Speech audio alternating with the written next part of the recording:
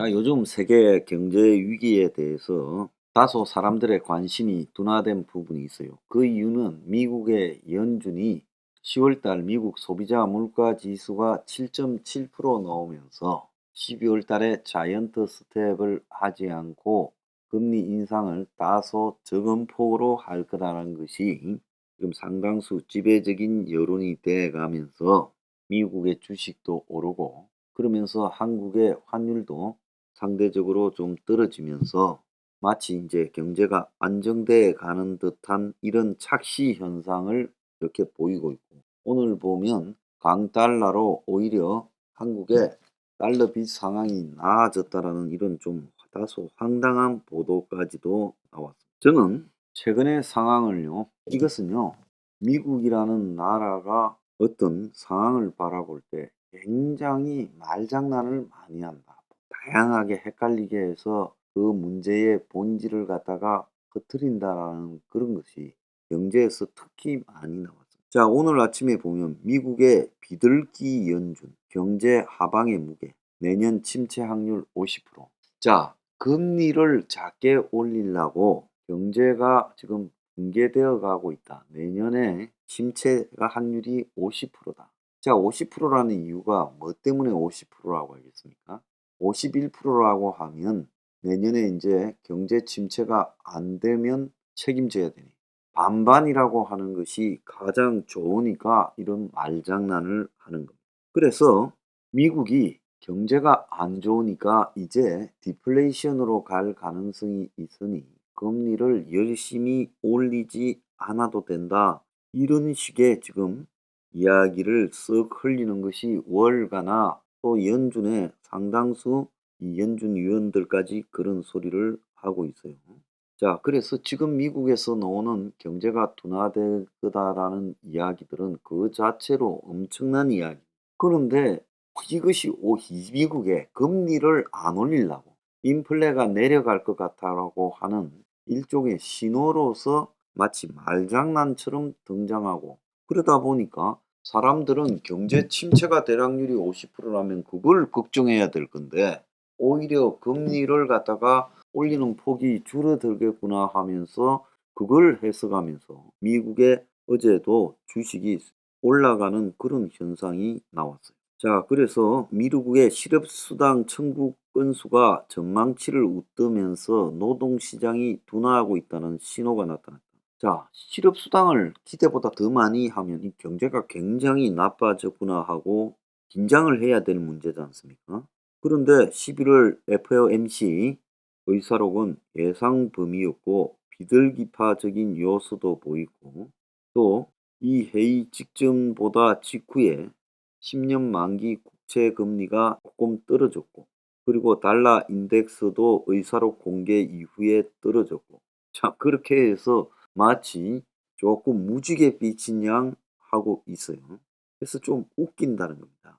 자, 미국의 이 연준의 FOMC 의사록에서 우리가 알아야 될 내용은요, 11월 회의 결과입니다. 상당수 참석자들이 곧 금리 인상 속도를 늦추는 것이 적절하다고 판단. 지속적인 빠른 속도의 금리 인상이 금융 시스템 안정성을 해칠 리스크를 키운다. 그래서 미국이 0.75에서 0.5 인상할 거라 이렇게 예측되었는데, 일부는 0.25도 갈 거라고 해석하고 있습니다. 저는 0.5로 할 거라고 보여요. 두 번째는 몇몇 참가자들이 그들이 이전에 생각했던 것보다 금리 인상 정도가 높아야 된다라고 했는데, 최종 금리가 9월 FOMC 전망보다는 높을 수 있지만 이들이 몇몇 시기에 소수라서 시장 걱정보다 많이 안 오를 가능성이 있다고 비둘기파들이 해석을 했다. 이렇게 합니다. 이것도 이제 긍정적으로 소수만 말했다고, 소수에 집중해요. 세 번째는 일부 참가자들이 미국에서 긴축, 즉 돈의 양을 줄이는 금리 인상이나 전체 통화를 갖다가 이 시중에서 빨아들이는 그런 영향으로 인플레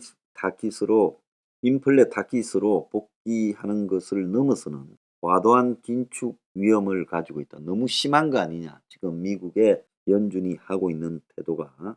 그런데 연준 내에서 이제 이 문제에 대해서 매파 비둘기파들끼리 계속 이 긴축 기조를 가야 된다. 아니면 여기서 긴축을 완화해야 한다고 대립이 있어서 연준의 분열이 결국 긴축이 강화되지는 않을 것이다라는 이런 상징적 신호를 줬다. 그리고 다수의 참석자들이 미 경제 전망에 대한 리스크가 하방에 실렸다. 요렇게 말을 한다. 요 사람들은 중국, 러시아 문제를 언급하지 미국의 달러 난발에 대해서는 한마디도 안 하고 있어요. 어쨌거나 이들 전부가 미국 경제가 둔화하고 있어서 그 리스크에 신경을 써야 된다. 그래서 경기를 갖다가 부양해야 된다라는 말을 하고 싶은데 차마 그 말을 못 꺼내고 있는 거예요.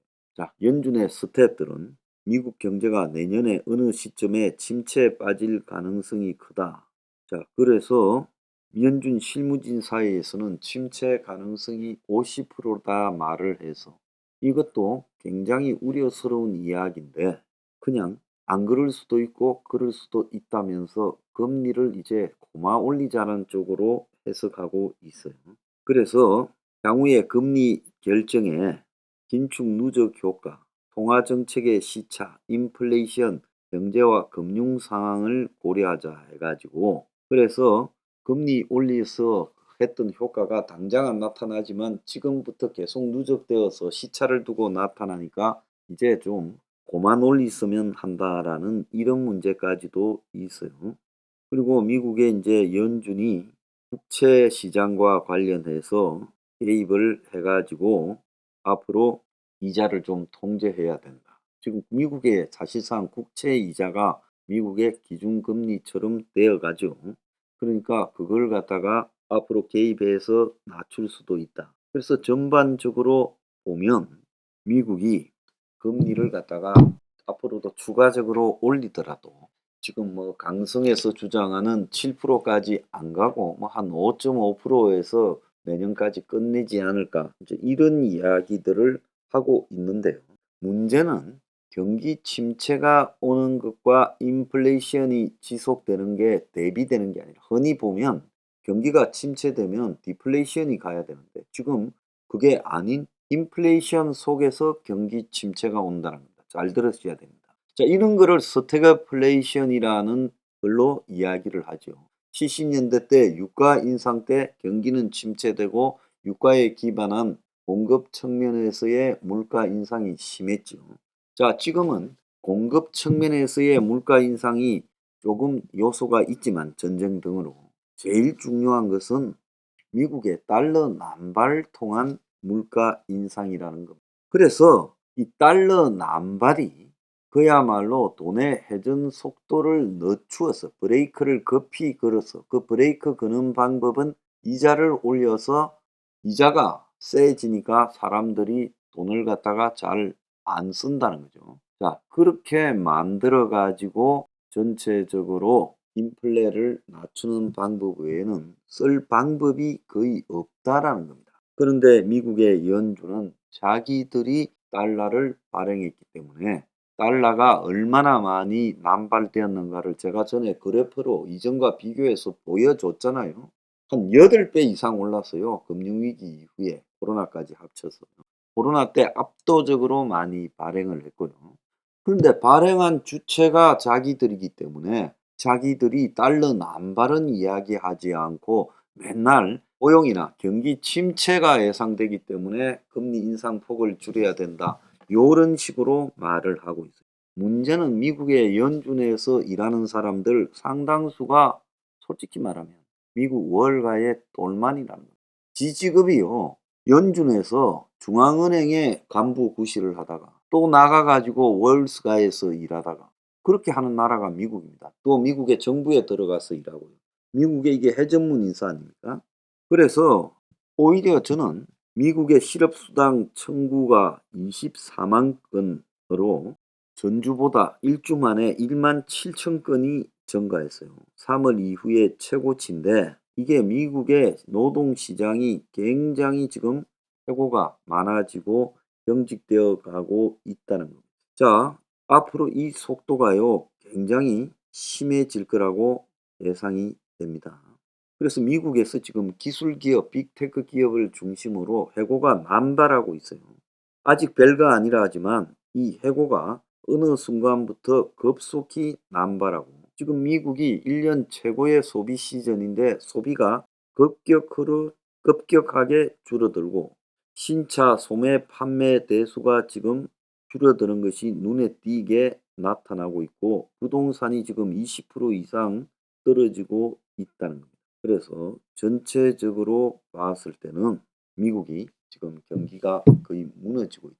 자, 세계 경제 침체와 미국의 경제 침체가 동시에 진행되고 있어요. 지금 중국이 다 위험하다는 건 전부 다 알아요. 유럽은 이미 경기 침체에 빠졌어요. 미국까지 빠지면요. 유럽, 미국, 중국이 빠지면요.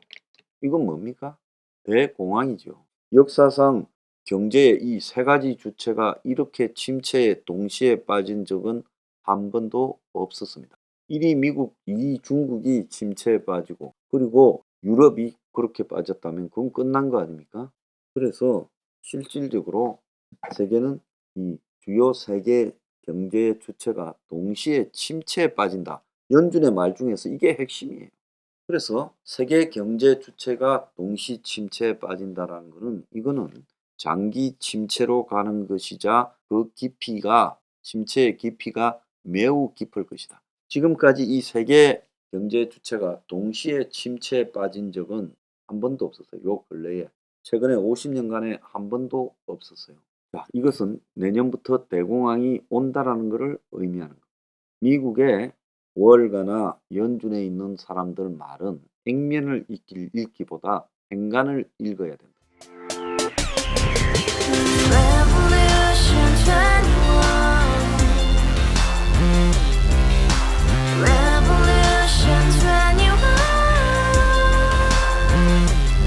내 나이 30, 월세 30, 코인빚만 300. 서울에 온 지 벌써 10년 아둥바둥 버텼지만 여전히 난 반지 하에 제왕 곰팡이 연문제약 내 미래는 깡통망통 완전히 폭망. 고시원 창문만큼 작아진 내 꿈, 연애 결혼 내 집 모든 게 헛꿈. 1년 전 떠난 여친 울며 말했지 같이 써봤자 평생 가본 게 꼭꼭꼬라지. 가바후스 700 나도 소유주. 가바후스 700 나의 소주. 택시기사 우라부지 마트 캐셔 울어무니 우리 집안 다 털어봤자 후줄 그래 개선민. 내 미래 거기서 팍 끝난 거지 팍. 더 이상 노력 따윈 괴물이 스펙 찾아서 말리. 비오는 날 알바 잘려 맨날 학원 날 개쳐 발려. 밤비 내리는 양화대교 홀로 걷고 있을 때 현수막에 아로 새겨진 평당 700짜리 아파트 다같이 소리 질러 혁명 21. 가바후스 700 나도 소유주. 가바후스 700 나의